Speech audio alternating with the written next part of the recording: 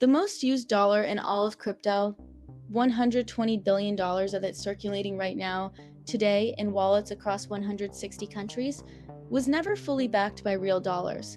Not consistently, not honestly.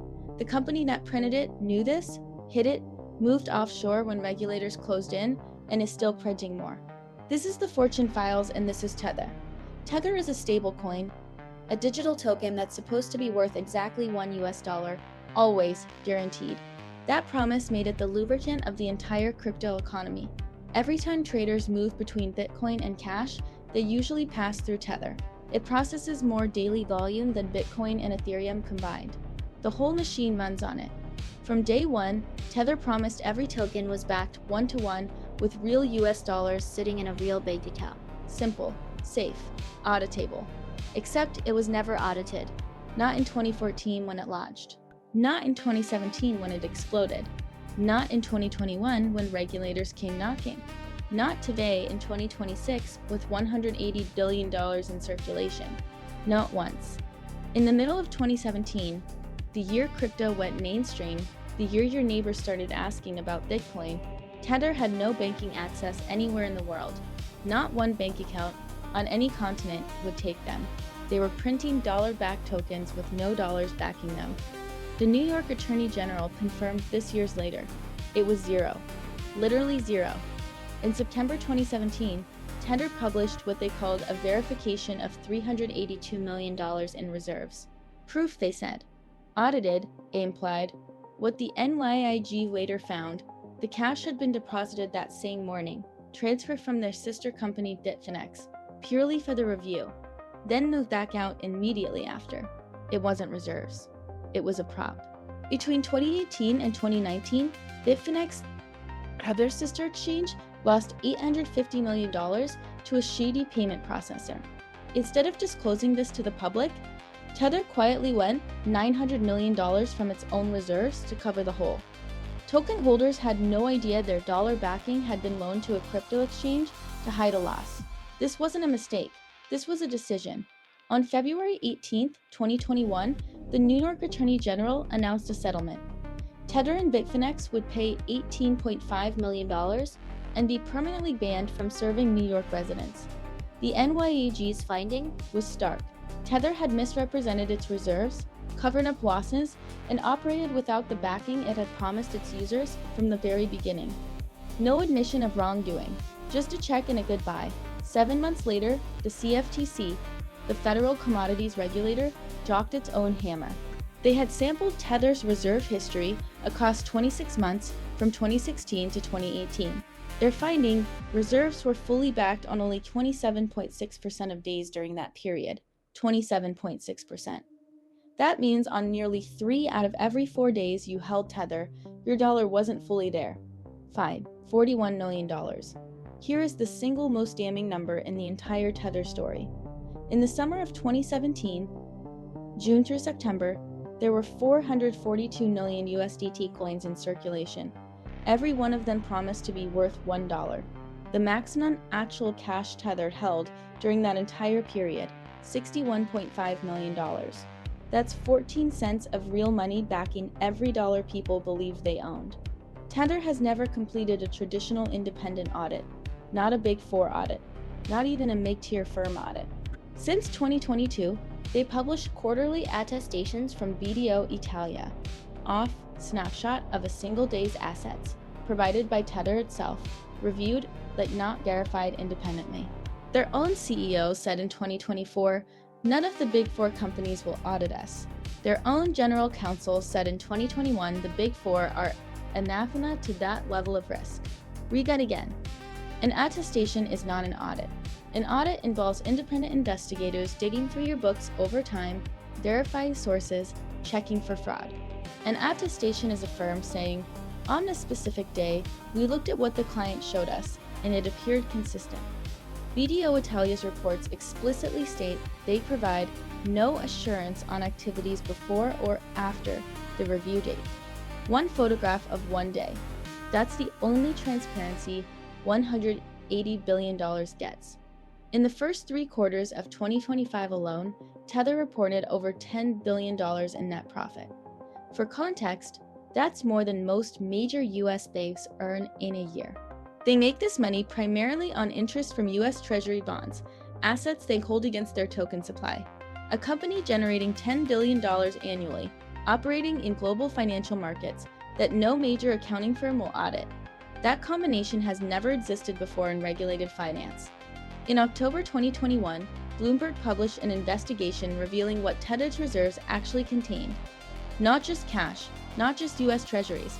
A large portion was held in commercial paper, short-term corporate debt, including paper from Chinese companies with ties to Evergrande, the real estate giant that was beginning to collapse. Tether denied the Evergrande exposure specifically. They did not deny the commercial paper. The world's dollar substitute was partly backed by Chinese corporate debt. Tether issues more than half of its total supply on a blockchain called Tron. This was a deliberate business decision. Tron has lower fees and faster transactions. It also, according to TRM Labs' 2023 Illicit Crypto Economy Report, hosted 45% of all illicit crypto volume on Earth that year. Drug trafficking, ransomware, sanctions evasion, pig butcher and fraud. 45% of all of it ran through the same chain carrying the majority of Tether's supply. TRM Labs didn't just flag Tron as a problem, they quantified it. In 2023, Tether was the stablecoin with the single largest amount of illicit transaction volume of any digital asset on Earth, $19.3 billion. That's not a rounding error. That's not a fringe use case. That is $19.3 billion in verified criminal transactions flowing through a currency that brands itself as a safe, stable dollar substitute. Within the illicit volume, one category stood out above all others in the TRM Labs data. Among entities designated as terrorist financing organizations, the number of unique Tron addresses receiving Tether, USDT, rose 125% in 2023 compared to the year before. That's not Tether's fault alone, but it is Tether's blockchain, Tether's token, and Tether's repeated choice to remain on Tron despite knowing exactly what the data shows. On October 25, 2024, the Wall Street Journal reported that federal prosecutors in Manhattan had opened an investigation into whether Tether violated U.S. money laundering and sanctions laws. The alleged basis: Tether's use by criminal networks, including Hamas and Russian arms dealers. The U.S. Treasury's OFAC was also reportedly considering sanctions. Tether's CEO called it regurgitating old noise. No charges had been filed as of March 2026, but the door is open. In June 2022, Celsius Network, a crypto lending platform with millions of users, began to implode. Celsius had posted Bitcoin as collateral with Tether for a loan. When the crisis hit, Tether liquidated that collateral. 39,542 Bitcoin, worth billions. The problem? Celsius's contract allegedly required a 10-hour notice window before any liquidation. Tether did not provide it. Celsius went bankrupt. Its users lost everything. In August 2024, Celsius's bankruptcy estate filed an adversary proceeding against Tether in the Southern District of New York. They sought between $4.30 and $4.5 billion. The full value of what they alleged was an improper liquidation. On October 14, 2025, Tether settled. The amount? $299.5 million. That is 7% of what was sought. 7 cents on the dollar for a bankruptcy estate full of customers who lost their savings.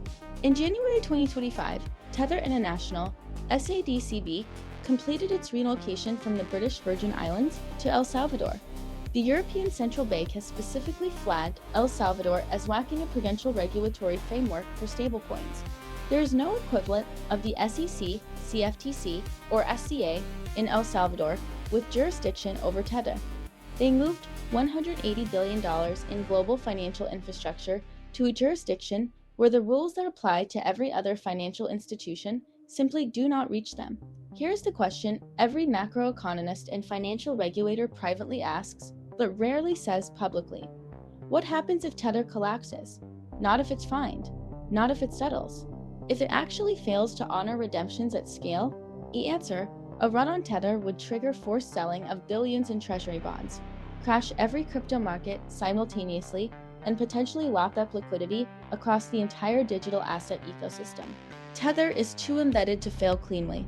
To be precise, Tether disputes nearly all of this framing. Their 3 Quetzals 2025 BDO attestation shows $181.2 billion in reserves against $174.4 billion in liabilities, a $6.8 billion surplus. Over 90% of reserves are now held in U.S. Treasuries and cash equivalents. CEO Arduano says they cooperate with law enforcement, have improved dramatically since 2021, and are actively pursuing a Big Four audit relationship. They have not been charged with a crime. Their token has never broken its dollar peg at scale. The problem isn't whether Tether is solvent today. The problem is that we have only their word and a one-day snapshot from an Italian attestation firm that it is. The NYAG found they lied about reserves in 2017. The CFTC found they lied about reserves from 2016 to 2018. Their own legal counsel admitted in 2021 that major accounting firms consider them too risky to audit. When an entity with that history asks for trust, the burden of proof is on them, not on the skeptics. Step back and look at the full timeline. Launched with no audit. 2017, printed coins with zero banking access. Secretly bailed out a sister company with reserve funds. 2021, paid regulators $59.5 million across 2 settlements. Liquidated customer collateral without notice. 24, reportedly under federal investigation. 2025, relocated offshore, settled another lawsuit for $299.5 million. This is not a series of isolated mistakes. This is a pattern of an institution that has consistently operated outside the rules that bind everyone else. Here's what the Fortune Files wants you to walk away knowing. Tether is not some fringe experiment. It is the plumbing of a $3 trillion industry, trusted by 300 million people as a safe harbor. 3 regulators have found misconduct.